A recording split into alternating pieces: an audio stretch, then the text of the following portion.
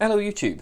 In this video I'm going to present Thomas Hobbes's moral and political philosophy. I've recently become quite interested in contractarianism as a general approach to moral theory, and Hobbes is in some ways the father of the modern contractarian tradition, so that's why I'm looking at his work. This might be the first of a series on contractarianism, but who knows whether I'll get around to that. Anyway, Hobbes's major contribution is his attempt to justify the state, or to justify why we have an obligation to obey the state.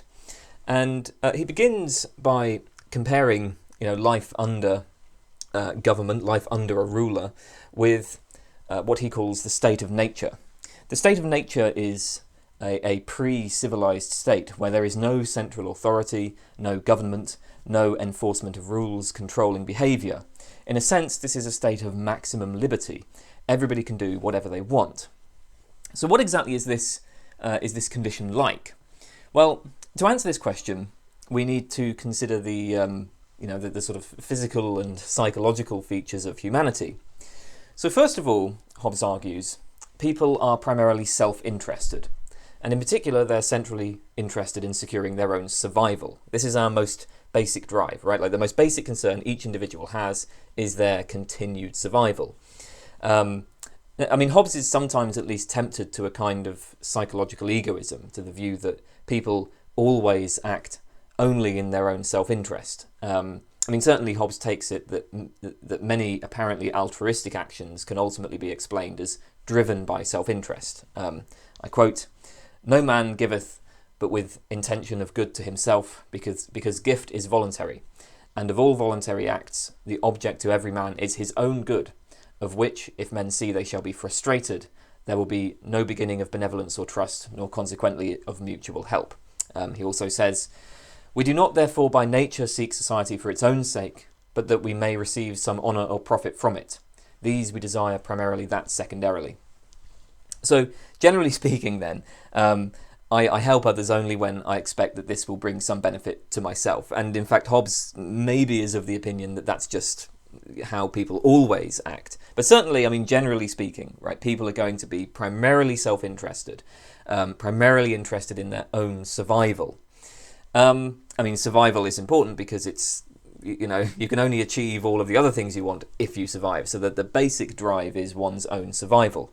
Now, it follows from this that people are driven to the acquisition of power. Power, as Hobbes defines it, is simply the ability to achieve our desires, to acquire the things we want. If I'm able to do X, then I have the power to do X. So we desire power because power brings us security. It allows us to protect ourselves. It allows us to increase our resources, to, achieve more things. What's more, people are never satisfied with whatever powers they currently have. They always desire more power. Even the wealthiest person might try to make more money. Even the person with the loads of land might always try to get more land. And this is perfectly rational, Hobbes thinks, because increasing your power will increase your security. Indeed, you can only kind of ensure the powers you currently have with the acquisition of greater power. So let's say that I'm currently using my computer, right? That's one of the things that is within my power. Well, somebody might try to come and take it from me. So, okay, if I get a gun, okay, now I have the power to fend off thieves. But, there's always going to be, whatever powers I have, there will always be ways in which those powers can be threatened, and I can secure those powers with the acquisition of still greater power. So, as Hobbes says, "I put, for a general inclination of all mankind, a perpetual and restless desire of power after power, that ceaseth only in death. And the cause of this is not always that a man hopes for a more intensive delight than he has already attained to, or that he cannot be content with moderate power, but because he cannot assure the power and means to live well, which he hath present without the acquisition of more." So there's an endless desire for greater and greater power, driven not necessarily by sort of just the desire for consumption, right? But just driven by the desire to secure what you already have. Okay, so this is the first point. People are primarily self-interested and they're driven by this desire for power. Second, Hobbes says, all people have a kind of natural equality. Now, it's important not to misinterpret this, right? So obviously, everybody has different capacities. There are differences in intelligence, physical strength, beauty, wit, whatever. Everybody is unique, right? But we all have the same general physiological constitution, and everybody is vulnerable in some ways to the actions of hostile parties. Even the strongest, smartest person sometimes makes themselves vulnerable. So, whoever you are, sometimes you'll fall asleep. That will render you physically vulnerable. Sometimes you'll be, just lazy, right? Perhaps you'll allow yourself to be manipulated or deceived. And even putting all that stuff aside, other people can threaten you if enough of them band together. So the idea of natural equality is that all people are similar enough in their physical and mental capacities that nobody can expect to take complete control. There are no natural masters. Nobody can establish themselves as a ruler without cooperation of many others. That's the sense in which all men, and for Hobbes, all women, are naturally equal. Because of this, when two people have incompatible desires, such as the both desire to control the same plot of land, it isn't just obvious who should give way. And this is going to result in conflict, right? Like there's no natural hierarchy among humans, so without an external authority to settle disputes, there will be conflict. And even if I were to grant you the land because you're stronger than me, I could always just come back when you're sleeping, or come back with some of my friends and kill you and take the land, right? So, the overall picture is this. Everybody is driven by an unceasing desire for accumulating power in order to satisfy their own interest in their own survival. This means, we're going to try to acquire as many resources as possible for ourselves, and that will bring us into conflict with others who also desire those resources.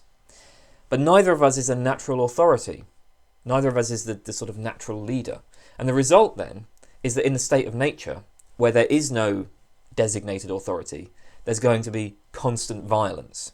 So Hobbes paints a brutal picture of what this state is like. He says, there is no place for industry because the fruit thereof is uncertain, and consequently no culture of the earth, no navigation, no account of time, no arts, no letters, and which is worst of all, continual fear and danger of violent death, and the life of man solitary, poor, nasty, brutish, and short. The state of nature is a state of war of all against all. Everybody is in conflict with everybody else. So there's no point engaging in industrious activity, right? Why bother farming land for crops when anybody could just come along and steal whatever I produce? Since since in general resources are limited, I know that others may judge that my possessions are necessary for their survival, so that at any time I might be attacked. And, as a single individual, I have little ability to defend myself. The converse point is that, recognizing that others may try to take whatever goods I do have, I must always try to increase my power in order to defend those goods, and that will require taking the resources from others. So in particular, Hobbes says that in order to protect my own existence, it will often be rational for me to strike first, to behave aggressively, to strike preemptively. If I come across somebody who seems stronger than me, I know that they will probably try to take my resources if given the opportunity, so I should attack them if I get the opportunity and remove the potential threat. The Hobbesian state of nature can be modelled as a kind of prisoner dilemma. So take two agents, A and B. Right, each of them kind of has a decision about how to behave with respect to each other. Right, do you attack the other person, kill them and take their stuff, or do you live in peace? So here's the payoff matrix. Right, let's look at it from A's point of view.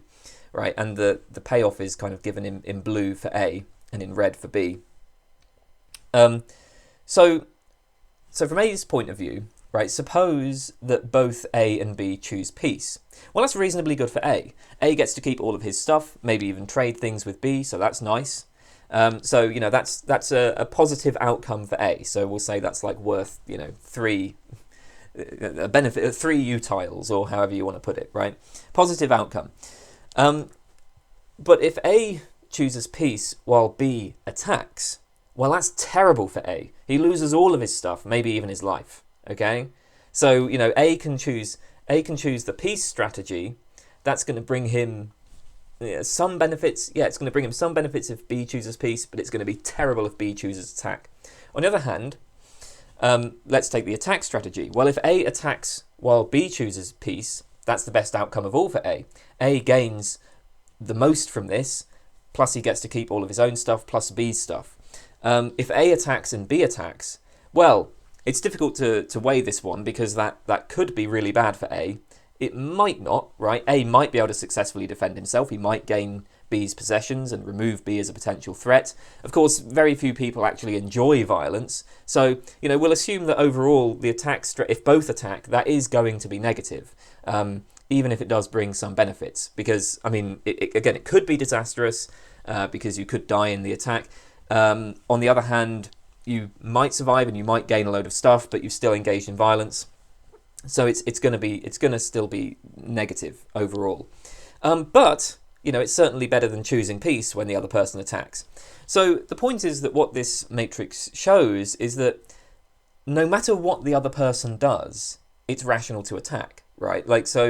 Attacking is the dominant strategy, right? If the other person chooses peace, you're better off attacking, and if the other person chooses to attack, you're better off attacking. So no matter what the other person does, attacking is better. It will be rational for A to choose peace with B only if B demonstrates a willingness to follow rules and vice versa. But rationally, nobody can be the first to put themselves in this vulnerable position because that's going to open them up to devastating attack. And so obviously, all of this, it blocks useful cooperation. In a state of nature, there's going to be a state of general distrust of all people constantly seeking to expand their power in hostile action against others. And this results from the entirely rational behaviour of self-interested individuals. Now, you might object that Hobbes is overlooking the rather obvious fact that humans also have drives to benevolence, sympathy, compassion, pity. We have pro-social sentiments, right? Hobbes is painting this picture where we are fundamentally self-interested with a desire to increase our own power. But, don't we also have attachments to others? Well, yes, we do, and Hobbes recognises this. But he would argue that our sympathies are extremely limited, right? People tend to be concerned for those they are closest to, perhaps no more than their immediate family. And moreover, we must be careful not to project the virtues of civilization onto the state of nature. Part of the point of Hobbes's argument is that in the state of nature there would be constant conflict, which would mean that we wouldn't be able to trust strangers, and this would block the development of benevolent emotions. Even if you're a good person by inclination, the conditions of the state of nature would drive you to violence. So, knowing that other people are likely to be aggressive, you're going to have to use aggression first, right? Because we've just sort of reasoned through this kind of prisoner dilemma, where that, okay, for me the rational strategy is going to be to attack, right? I know that I benefit if I attack, no matter what the other person does. But moreover, that other people are reasoning in that way as well. So that they're going to know that it's in their self-interest to be aggressive. So this is why, again, right, preemptive violence is going to be the favoured strategy. In the real world, in practice, people often act altruistically, but this is because we don't live in a state of nature. If trusting another person could lead to the loss of my possessions or even my life, then trust is going to be much more limited. So that is life in a state of nature, according to Hobbes. Now, it's worth noting that Hobbes does not claim that people actually lived in a state of nature. In fact, Hobbes does think that we can find primitive peoples who live in something close to a state of nature, and certainly we approach this state whenever society collapses into civil war, something that was a serious threat in Hobbes' own time. But Really, the state of nature is a thought experiment. This is the condition in which humanity would live without any central authority. This isn't intended as a piece of descriptive history or anything like that. Now, the state of nature is intolerable, obviously, but thankfully humans are prudent and we can use reason. And our reason directs us to certain laws of behaviour, or what Hobbes calls laws of nature. Now, these are not laws of nature in the sense discovered by physics. They're not like, Newton's laws of motion. Hobbes's laws of nature are prescriptive. They tell us how rational people ought to behave, given the fact that each person wants what is best for themselves. We desire survival, and we can find by reason the best means of satisfying that desire. The Hobbesian laws of nature summarise this. So Hobbes gives a whole bunch of laws, but the most important are the first couple. So, the first law is an injunction to seek peace. I quote, "That every man ought to endeavour peace, as far as he has hope of attaining it, and wherein he cannot obtain it, that he may seek and use all the helps and advantages of war." So, this is fairly obvious. We seek peace because we know that when we have peace, our own existence and our holdings are much more secure. So, you should follow the rule to do what's necessary to achieve peace when this can be done safely, right? So don't put yourself in harm's way, for that would obviously defeat the purpose of seeking peace in the first place, right? And so that obviously is going to be the problem in a state of nature, right? Like, you can't sort of just lay down your arms in a state of nature because otherwise other people will attack you. But we can see that, peace would be it would be better for all of us if we could. And for me personally, if we could all live in peace, then I wouldn't be at risk of violence. So from this law there follows a second. I quote, "That a man be willing, when others are so too, as far forth as for peace and defence of himself as he shall think it necessary, to lay down his right to all things, and be contented with so much liberty against other men, as he would allow other men against himself." So this is the kind of key move in Hobbes's philosophy, right? This is how we escape the state of nature. Peace can only be achieved if I give up my ability to do, whatever I consider necessary for my own survival, if I give up my ability to acquire power at all costs, provided everybody else makes the same agreement. So the basic idea is simple. I can recognise that giving up certain liberties and accepting constraints on my behaviour is in my self-interest, provided that everybody else does the same. And I can also recognise that everybody else, also being, rational persons and so capable of reasoning through these laws, can come to the same conclusion. This is the basis of the social contract. So, in a state of nature, each person has maximum liberty. Each person can do whatever they judge necessary to acquire greater power. But that state is intolerable for all of us. We would all be better off if we all agreed to give up some of this liberty and establish a set of rules constraining behaviour. I will agree to have as much liberty against other people as I would allow those other people against me. So, for example, I wouldn't want somebody to just come and stab me and take my things. So in that case, I'll agree not to just stab other people and take their things, provided, of course, that everybody else makes the same agreement with me. So, if you were to be able to agree on some set of rules like this, if you agree to follow these sort of rules, you could agree to lay down your arms and escape the state of nature. So there is some debate about how exactly Hobbes conceived these laws of nature. Some think that Hobbes viewed them as divine commands. Some take them to be moral imperatives. Some take them to be simply prudential, right, like a matter of instrumental rationality. So, is it a command from God to seek peace, or is this simply what is rational given the goal of self-preservation?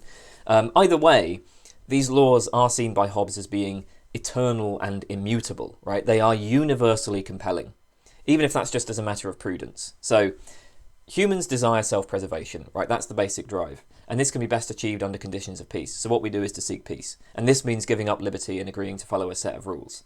That's just universally true, right, for all of us. And, again, this is going to be the basis of the social contract. So however Hobbes interpreted these, the point is that we have these like universally compelling rules that apply to all rational agents who are seeking their own self-interest. Okay, now there are two serious problems at this point. First of all, there is the problem of compliance. We've already noted the prisoner dilemma situation in the state of nature. So how can I agree to constrain my behaviour when I know that doing so will put me at risk from others. And I know that other people know that they would be at risk from me, right? Like it's rational for me to cooperate only if I can be sure that everybody else, or at least a sufficiently high number of other people, will cooperate also. Otherwise, right, if I try to cooperate without any kind of assurance, then I've just weakened myself, which is the worst outcome in a state of nature. So if we're in a state of nature, we can't trust each other to follow the social contract. So it seems like you're just never going to get the contract off the ground, right? Like there's a problem of how you get from the state of nature to the condition where everybody is following these rules. Second, and perhaps more seriously, there is the problem that the content of the rules is underdetermined. So we can all agree that it's in our mutual self-interest to, respect each other's lives and property. But what is my property? Hobbes assumes that people in a state of nature will not by themselves be able to agree on any set of rules for property. The state of nature, remember, is a state of total war. There are no sophisticated cooperative practices. There's no property conventions. There's no consensus in a state of nature about who has ownership over what. I mean, it basically just amounts to, might makes right. So if we were to actually try to establish the rules of the social contract, we're going to need to specify property conventions, right? How do people come to own property in the first place? How do they legitimately transfer that property? How may they behave towards other people's property, right? Like under what conditions, may I use another person's piece of land or whatever? Can I ever walk across a field without the owner's permission, etc. Now, obviously, each person is going to favour different conventions for these things per whatever would maximise their own interests. So the problem is that although rational people can come to understand through the laws of nature, the Hobbesian laws of nature, that they'd be better off agreeing to a social contract. This is compatible with a host of different conventions for the specific content of the rules of the contract. Really, you can see this if you just take a look at the many different conventions that have prevailed in actual human societies. There are many different sets of rules that would allow us to escape the state of nature. But the result of this is that there's going to be no agreement on what rules to choose, because each person is just, going to favour the rules that promote their own self-interest. So we have two problems. There's a problem of compliance, and there's the problem of how we specify the actual content of the rules. We solve both of these problems by agreeing to give up our rights to a central authority. We can't contract on the content of the rules. We can only contract on giving up our rights to a sovereign power who will then establish and enforce the rules.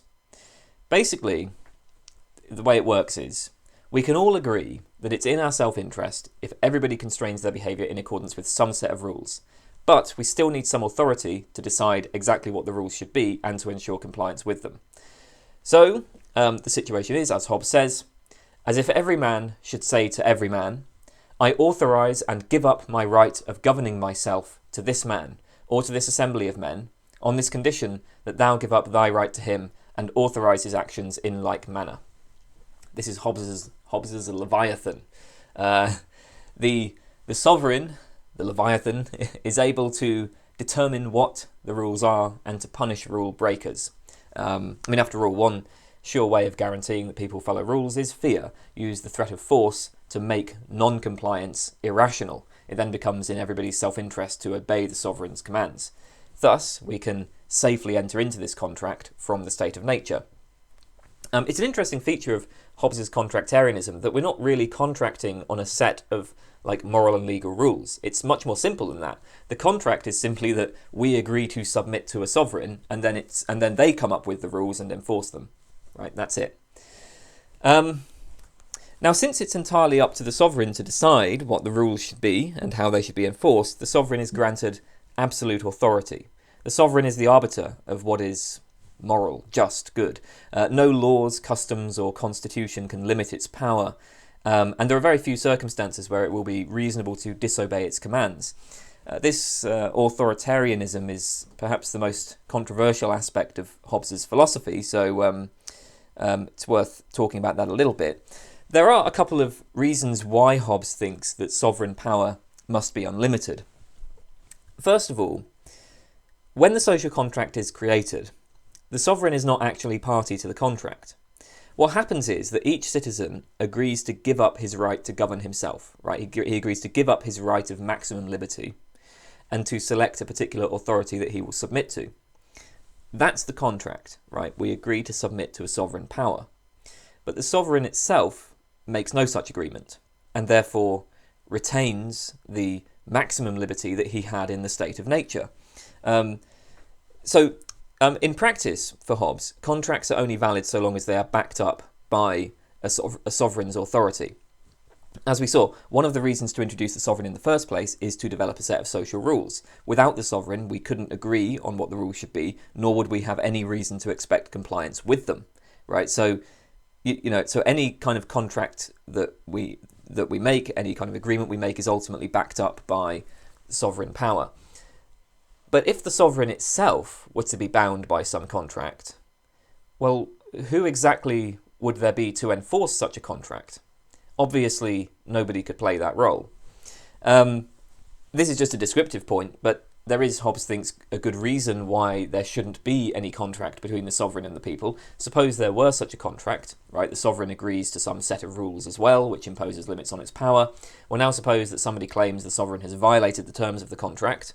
No doubt there would be disagreement about this. Some will say the sovereign has breached the contract, some will say it has not. In that situation, there's no higher judge to decide matters, because the sovereign, by definition, is the highest authority. So Hobbes says it returns, therefore, to the sword. The state dissolves into war. Hobbes's second point is the regress argument.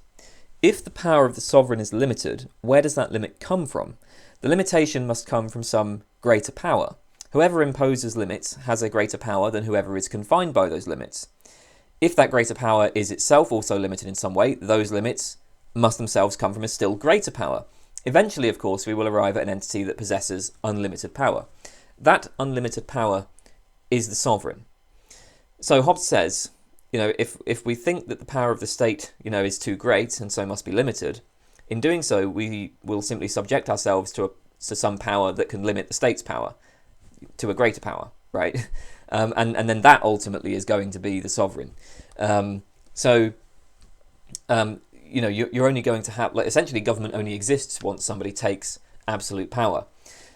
Suppose, moreover, that we did try to institute, say, a constitution to limit the power of the sovereign.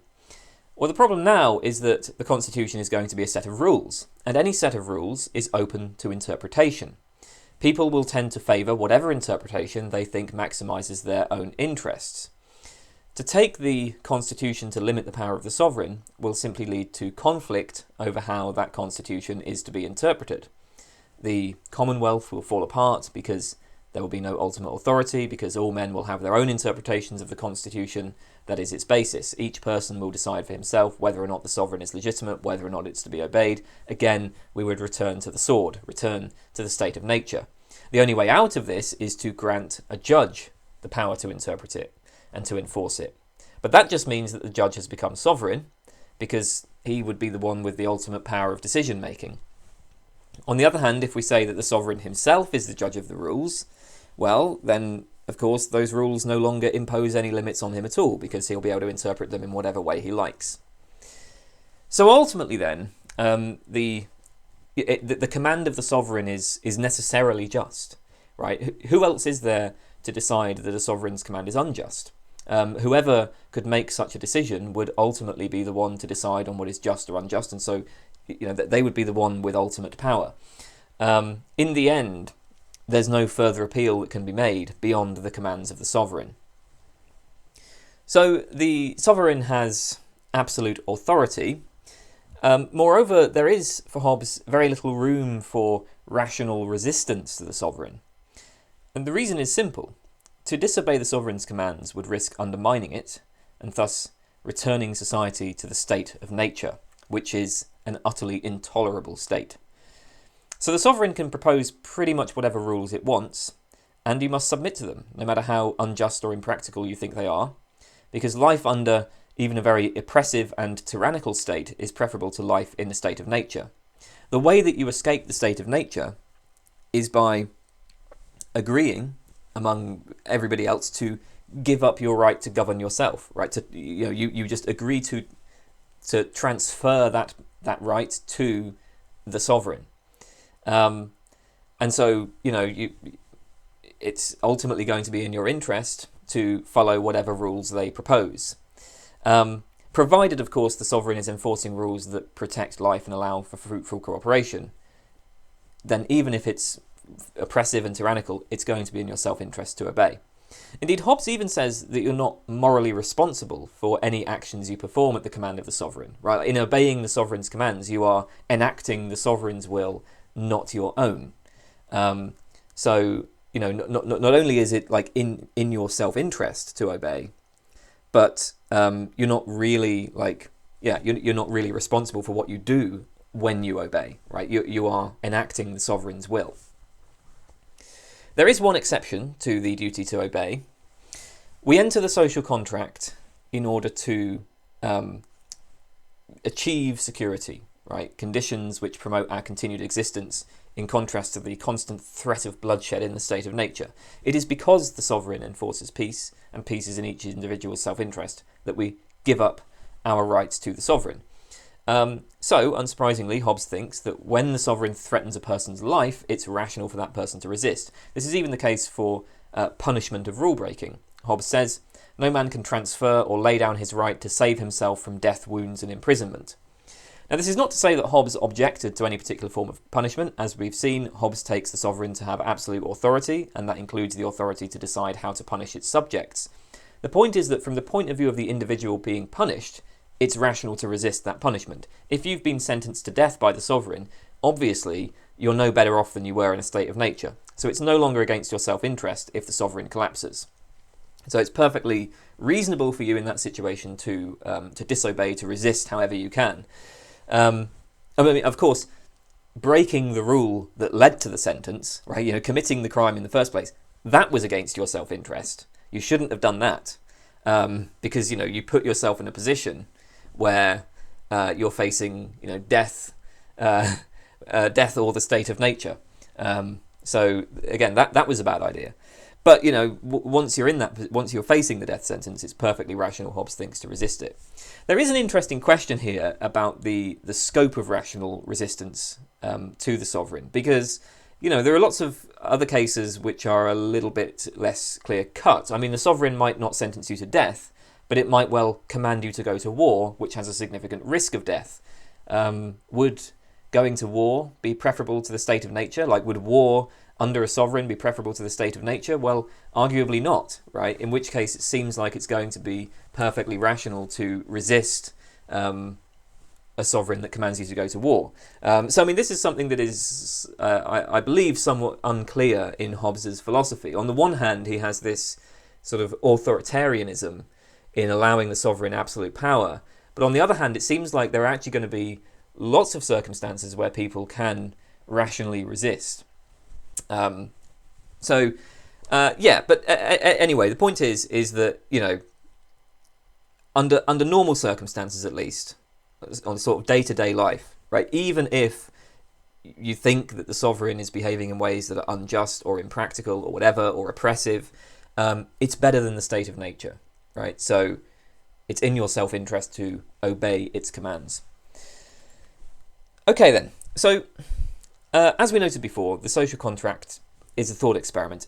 In practice, this contracting process need not have taken place in order for the state to be justified. The justification for the sovereign's power, for like actual sovereigns, the reason why it's in our self-interest to obey whatever governments we find ourselves living under, is simply the fact that that government is in power, it can enforce its laws, and it provides the conditions for peace and stability. Right? That's all that matters. All that matters is that the sovereign protects us from the state of nature. How exactly it came about is irrelevant. So Hobbes says, the right of an English king to rule need not be justified by appealing to the moral right of William the Conqueror's campaign. Right? No, the right of an English king to rule is just based on the fact that the king has acquired power and is currently enforcing peace and stability. That's it. In Hobbes' thought experiment, we have a case of sovereignty by institution. The people agree to install a particular sovereign power. But there is also sovereignty by acquisition, as occurs when conquerors simply take the land. And, I mean, that's much more common historically, right? Again, provided the conquerors enforce law and allow the inhabitants to otherwise live and prosper, they have a duty to obey, a duty that is grounded in their rational self-interest. I mean, it's intuitive to suppose that sovereignty by institution is in some sense more morally legitimate because it's established by consent. But for Hobbes, there's really no difference in these cases. Sovereignty by acquisition is established through fear, right? Through fear of the conqueror's sword. Sovereignty by institution is established by fear as well, fear of the state of nature.